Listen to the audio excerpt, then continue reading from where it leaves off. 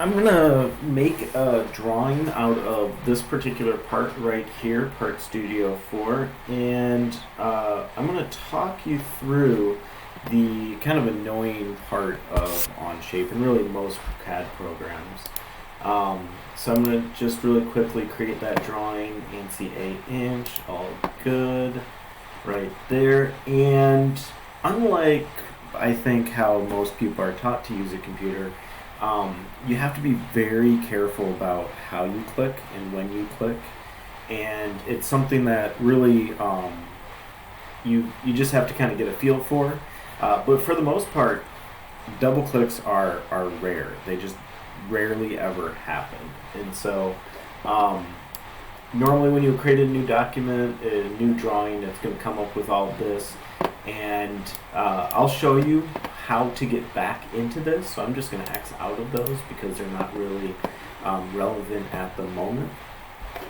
And up here at the top is an insert view option, and then I'm going to hit insert right here, and I'm going to find that Part Studio 4. And so whenever you're creating those parts, you can keep them in one document.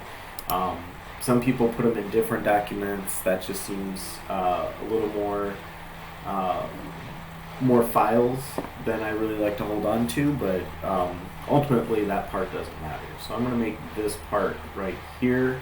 I'm going to click on that, and this box right here, and this is really frustrating, especially with a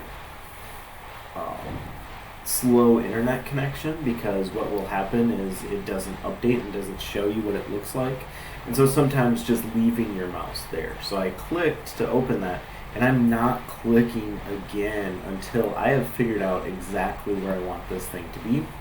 And generally I want it to be up above this thing called the title block, so I want it up here, and generally over here towards the left. This is going to be my front view. Now if this view is not the best front view, that is, it doesn't have the longest dimension, it doesn't really help you understand the shape too well, then what you can do is move your mouse up, and again, I'm not clicking anywhere, and find this view orientation, and just click on those and figure out which one looks correct. And so if you click on the top, it's going to change that, and again, you can kind of tell that it's taking a little bit of time. And so if your internet connection's fairly slow, then that's alright, and I'm not really judging too much at this point. We haven't gotten into the really complex parts, and so whatever that front view is probably okay. And so now I have this view, I can keep moving it around, I'm not clicking at all, but this is generally where I want it to be, so that's okay. So I'm going to click one time. Okay, then I can move my mouse straight up. What that's going to do is, because it automatically jumps over into what's called the projected view tool, and so what I'm going to do is make sure that I have not clicked. I'm just going to wait until my mouse is right here, and then I'm going to click. And then we're still in that projected view tool, and but I'm not getting a view, and that's because with projected view you have to say, okay, this view from here, there's a click, I want that to be one that shows this other orientation that's from the right. And so I clicked, I moved over, and now I'm clicking again. Generally, if you want to, and this is not required, you can also, again, projected view in that, click one time, move your mouse up, and then click a second time.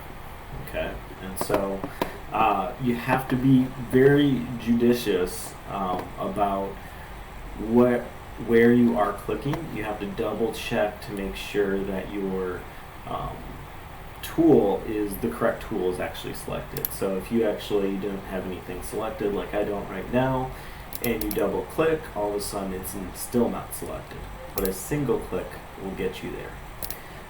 If you do want to make changes, this is the option for, this is the time to use that double click. Like maybe I didn't have the best orientation here, maybe I didn't, so I can double click there, and that's when it gives me all of my other options. And so double click is really that kind of rare thing where it's going to, edit something you've already done.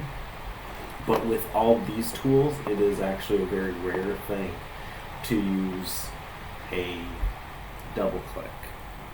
We have to kind of break that habit to not get frustrated. And I just know this because of how frustrated I've gotten in creating this and in my practice.